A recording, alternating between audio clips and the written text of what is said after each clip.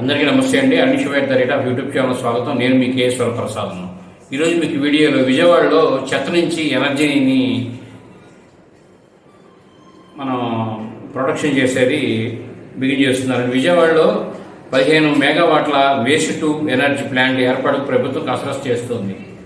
నగరంతో పాటు పరిసర ప్రాంతాల నుంచి వచ్చే ఘన వ్యర్థాల శుద్ధి ద్వారా విద్యుత్తును తయారు చేసే ప్లాంటును టెండర్లకు పిలవాలని నెట్ క్యాప్ డైరెక్ట్కు ఆదేశాలు అందించినట్టుగా తెలుస్తోంది.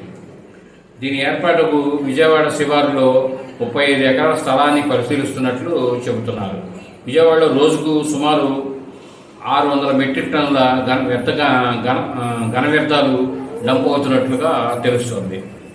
కాబట్టి ఈ చెత్త నుంచి విద్యుత్ తీయడం అనేది కూడా గతంలో సిగ్నల్ అనుకున్నారండి.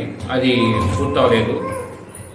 అంటే అంత ముందర అనుకున్నది ఏమంటే చెత్త నుంచి ఎరువు తయారు చేసేది, ఇప్పుడు చెత్త నుంచి విద్యుత్ తయారు చేసేది. ఇది విజయవంతంగా పూర్తవాలని మనస్ఫూర్తిగా కోరుకుంటూ ఈ వీడియో మీరు గుర్తుకొచ్చుకున్న ధన్యవాదాలు. మీరు మరిన్ని వీడియోలు చేయడం కోసం లైక్ చేయండి, షేర్ చేయండి, తప్పకుండా సబ్స్క్రైబ్ చేసుకోండి. మీరంతా థ్యాంక్ యూ.